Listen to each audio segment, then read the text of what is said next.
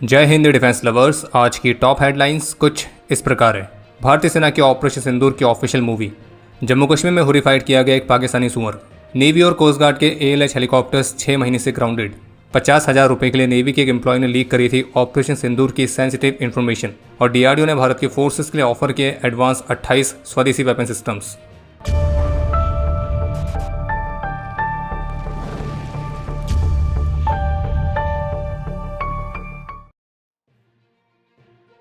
आज जम्मू कश्मीर में उधमपुर के बसंतगढ़ में स्पेसिफिक इंटेलिजेंस इनपुट्स के आधार पर आर्मी और जम्मू कश्मीर पुलिस ने एक जॉइंट ऑपरेशन लॉन्च किया था।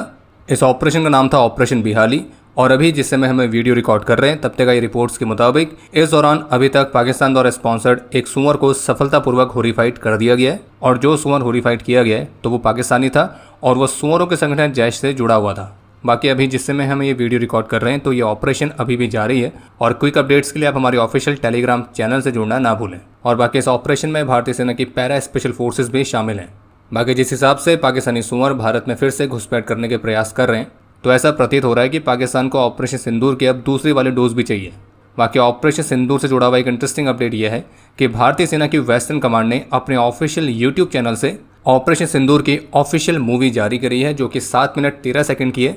और इस ऑफिशियल मूवी को देखने के बाद जहां आप सभी को गूज़बम्स आएंगे और आप गर्व महसूस करेंगे, वहीं दूसरी तरफ जो भारत के दुश्मन हैं वो इस मूवी को देखने के बाद सदमे में आ सकते हैं और उन्हें कहना पड़ेगा कि आपने सबसे पहले घबराना नहीं है। बाकी इस मूवी के माध्यम से भारत के दुश्मन को खास तौर पर एक सीधा सा संदेश भी गया है कि अब की बार अगर युद्ध हुआ तो वो युद्ध ऐसा होगा कि फिर उसके बाद तुम्हारा कोई भी अंश नहीं बचेगा। और भारत का हर एक फौजी अपने दुश्मन को सिंदूर के मायने समझाएगा और क्या धर्म है हमारी सेना का, ये भारत का हर एक फौजी दुश्मन को बतलाएगा। और इसके लिए तैयारी अभी भी जारी है और अब की तैयारी पहले से ज़्यादा भारी है। और संदेश बिल्कुल साफ है कि अगर पाकिस्तान ने दोबारा से भारत में कोई भी आतंकी साजिश करने की जरूरत करी तो भारत फिर से घर में घुसकर मारेगा और अब की बार पहले से ज़्यादा अंदर घुसेंगे और पहले से ज़्यादा मारेंगे। बाकी अगर आपने भारतीय सेना की ऑपरेशन सिंदूर वाली ऑफिशियल मूवी अभी तक नहीं देखी है तो फिर तो हाईली रिकमेंड करते हैं कि उसे ज़रूर देखिए। लिंक हम इस वीडियो के डिस्क्रिप्शन में भी दे देंगे। और जितना ज़्यादा हो सके उसे उतना ज़्यादा शेयर भी करें। और हम ये भी कहेंगे कि आप इसे केवल एक मूवी की तरह भी ना लें, क्योंकि आपको ध्यान होगा कि ऑपरेशन सिंदूर शुरू करने से पहले भी एक ऐसा ही ट्रेलर आया था और फिर उसके बाद हमने रियल में एक ट्रेलर देखा था। और उस ट्रेलर में जो हमारा पड़ोसी था तो वो धुआं होने के बाद यहाँ से वहाँ भागता फिरा था। बाकी आगे और क्या कहें, बस इतना ही कहेंगे कि पिक्चर अभी बाकी है। आप सभी को ध्यान होगा कि 5 जनवरी को पोरबंदर में इंडियन कोस्ट गार्ड का एक ALH हेलीकॉप्टर दुर्घटनाग्रस्त हुआ था। और फिर इस दुर्घटना के बाद भारत की मिलिट्री की सर्विसेज में जितने भी ALH हेलीकॉप्टर्स की फ्लीट है वो सारी ग्राउंडेड कर दी गई थी। लेकिन फिर जब 22 अप्रैल को पहलगाम हमला हुआ तो फिर उस हमले के बाद भारतीय सेना के जो ALH ध्रुव हेलीकॉप्टर्स थे तो लिमिटेड परमिशन के साथ उनके ऑपरेशंस रिज्यूम किए गए थे। और फिर कॉम्प्रहेंसिव सेफ्टी चेक्स के बाद 1 मई को आर्मी और एयरफोर्स दोनों के ही ALH चॉपर्स को एयर वॉर डिक्लेयर कर दिया गया था।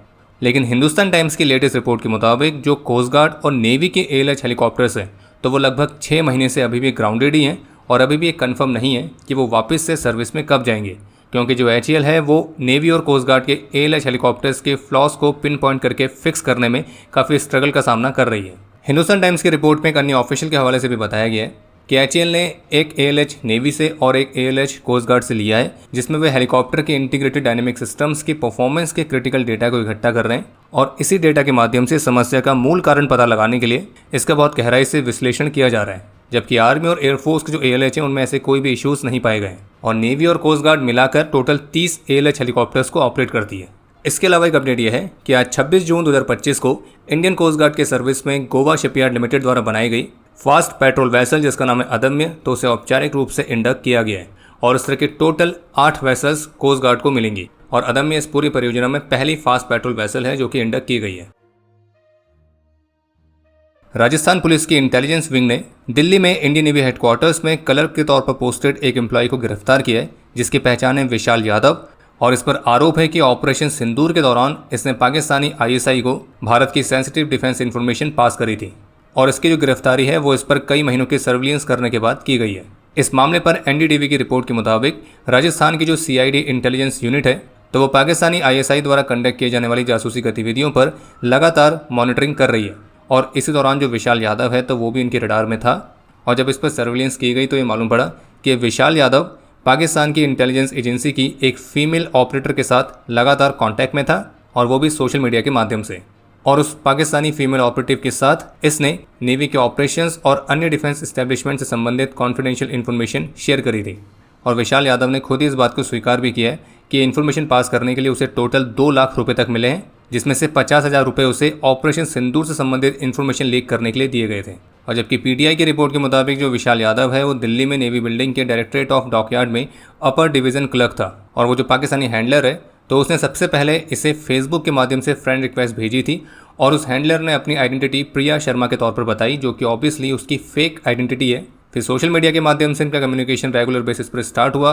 फिर बाद में वो फेसबुक से व्हाट्सएप में शिफ्ट हो गए और फिर व्हाट्सएप के बाद वो टेलीग्राम जैसे प्लेटफॉर्म पर भी चले गए, जिनके माध्यम से सेंसिटिव इन्फॉर्मेशन शेयर की जा रही थी। और पुलिस के मुताबिक इस विशाल यादव को शुरुआत में छोटी इन्फॉर्मेशन के लिए करीब 5 से 6 हज़ार तक मिल रहे थे।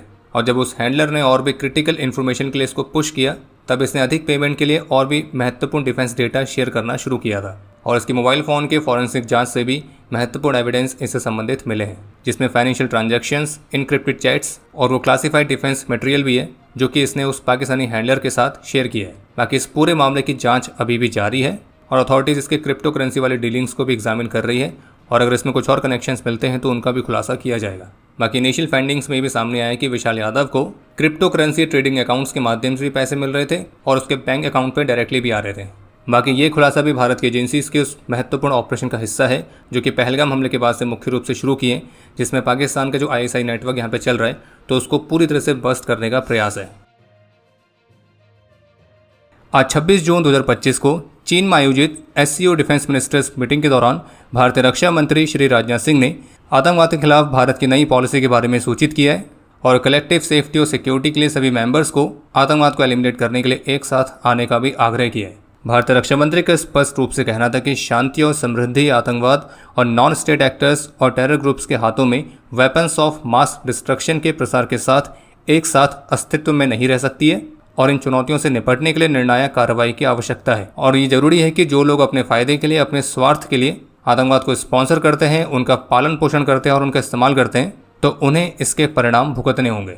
और बिना पाकिस्तान का नाम लिए भारतीय रक्षा मंत्री ने यह भी कहा कि कुछ देश ऐसे हैं जो कि क्रॉस बॉर्डर टेररिज्म को अपनी पॉलिसी के तौर पर इस्तेमाल करते हैं और आतंकियों को अपने वहां पनाह देते हैं और ऐसे डबल स्टैंडर्ड्स के लिए कोई जगह नहीं होनी चाहिए और SCO को ऐसे देशों की आलोचना करने में कोई भी संकोच भी नहीं करना चाहिए। और भारतीय रक्षा मंत्री ने स्पष्ट रूप से कहा कि पहलगाम आतंकी हमले के रिस्पॉन्स में हमने ऑपरेशन सिंदूर लॉन्च किया था और जो कि आतंकवाद के खिलाफ खुद को डिफेंड करने का हमारा राइट भी है। भारतीय रक्षा मंत्री ने बताया कि किस तरह से पहलगाम हमले के दौरान जो विक्टिम्स थे तो उन्हें उनकी रिलीजियस आइडेंटिटी के आधार पर शॉट किया गया था। इस हमले की ही जिम्मेदारी लश्कर के फ्रंट TRF ने ली थी और इस पहलगाम वाले हमले का पैटर्न भी भारत में लश्कर द्वारा किए गए पहले वाले हमलों की तरह ही था। लेकिन फिर ऑपरेशन सिंदूर के माध्यम से हमने दिखाया कि आतंकवाद के जो एपिक सेंटर्स हैं तो अब वो बिल्कुल भी सेफ नहीं रहेंगे और उनको टारगेट करने से भी हम हेजिटेट नहीं करेंगे। बाकी इसके अलावा इस मीटिंग में महत्वपूर्ण बात यह थी कि भारतीय रक्षा मंत्री ने SCO के उस डॉक्यूमेंट को साइन करने से मना कर दिया जिसमें कश्मीर में हुए पहलगाम हमले की कोई भी निंदा नहीं की गई थी, उसे इंक्लूड नहीं किया गया था, बल्कि उसके बदले बलूचिस्तान को इंक्लूड किया गया था। और इसी वजह से भारतीय रक्षा मंत्री ने उस SCO डॉक्यूमेंट को साइन करने से मना कर दिया, जो कि दर्शाता है कि भारत आतंकवाद के मामले में बिल्कुल भी कॉम्प्रोमाइज़ नहीं करेगा। और इससे एक बात यह भी साबित होती है कि कैसे चाइना ने SCO जैसे प्लेटफॉर्म का इस्तेमाल पाकिस्तान द्वारा स्पॉन्सर्ड आतंकवाद का समर्थन करने के लिए किया है और किस तरह से जो चीन है वो लगातार पाकिस्तान को बचाने के प्रयास में है। और इसका एक और प्रयास हो सकता है कि ऑपरेशन सिंदूर के दौरान केवल पाकिस्तानी डिफीट नहीं हुआ था, बल्कि पाकिस्तान के साथ साथ चीन ने जो अपने so called high tech military equipment की हाइप बना के रखी हुई थी तो उस हाइप को भी भारत ने बहुत ही बेहतरीन तरीके से तोड़ दिया था और भारत ने दिखाया कि चाइनीज़ इक्विपमेंट चाइनीज़ ही होते हैं।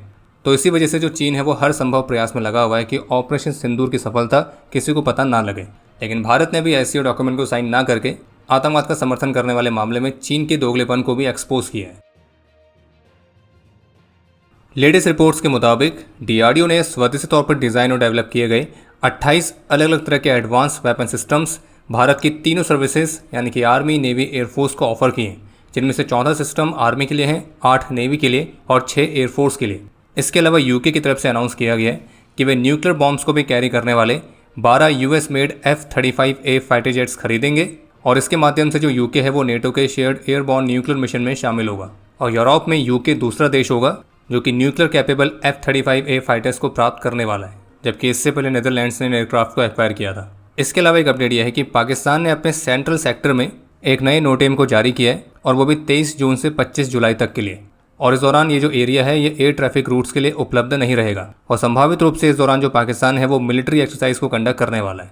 इसके अलावा एक और अपडेट है कि अभी हाल ही में यूएस प्रेसिडेंट डोनाल्ड ट्रंप की स्पीच की एक वीडियो क्लिप सोशल मीडिया पे काफ़ी वायरल हो रही है, जिसमें यूएस प्रेसिडेंट यही क्लेम करते हुए दिख रहे हैं कि कैसे उन्होंने ट्रेड के इस्तेमाल करके भारत पाकिस्तान कॉन्फ्लिक्ट समाप्त करवाया, जिसमें वो ये भी कहते हुए दिख रहे हैं कि मैंने दोनों को कहा था कि अगर आप लड़ना बंद नहीं करोगे तो ये और भी बुरा होते जाएगा। और आप जानते हैं कि आपका लास्ट अटैक कितना ख़राब था। अब हो ये रहा है कि पाकिस्तान की जो प्रोपेगेंडा विंग है वो अपनी जाहिल जनता को इसी स्टेटमेंट को मैनिपुलेट करके दिखाने का प्रयास कर रही है कि कैसे यूएस प्रेसिडेंट ने यहाँ पे जिस लास्ट अटैक की बात करी है जो कि बहुत ही ख़राब था, तो वो पाकिस्तान द्वारा भारत पर किए गए हमले की बात हो रही है। पर एक्चुअल में देखा जाए तो यहाँ पे जिस लास्ट अटैक की बात यूएस प्रेसिडेंट ने करी है तो वो वही वाला है जो कि पाकिस्तान के भुलारी और जकोबाबाद एयर बेसिस पर किया गया था। और हाँ, किराना हिल्स की तो फिलहाल हम बात कर ही नहीं रहे क्योंकि हमें तो नहीं पता है कि वहाँ कुछ ऐसा था करके। और पाकिस्तान का प्रोपेगेंडा ये तब चल रहा है जब पाकिस्तान के ऑफिशियल्स खुद ही स्वीकार कर चुके हैं कि कितना ज़बरदस्त भारत का हमला था। याद है ना वो स्टेटमेंट की 4 बजे की हमने तैयारी कर रखी थी, लेकिन भारत ने उससे पहले ही हमारे बेसिस पर हमला कर दिया। पर खैर ये हमारे निकम्मे पड़ोसियों की बात समझ में नहीं आएगी और उनको जाहिल हम ऐसे ही नहीं कहते हैं।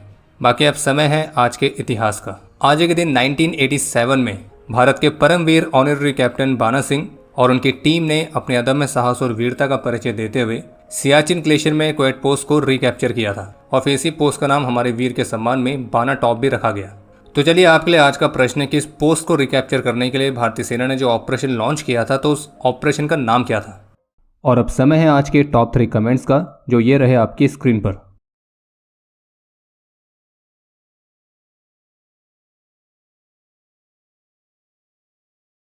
उम्मीद है आपको आज का एपिसोड पसंद आया होगा। पसंद आया तो वीडियो को लाइक करना ना भूलें। आपके कोई भी सुझाव या सवाल हो तो उसके लिए कमेंट सेक्शन ओपन है। और अगर आप डिफेंस रिलेटेड और भी एक्सक्लूसिव कंटेंट में दिलचस्पी रखते हैं तो आज ही प्ले स्टोर से डिफेंस स्क्वाड की सुपर ऐप को डाउनलोड करना ना भूलें। और अगर आप चैनल पर पहली बार आए हैं तो squadron.in पे जाके हमारे नए डिज़ाइंस को भी चेकआउट जरूर करें।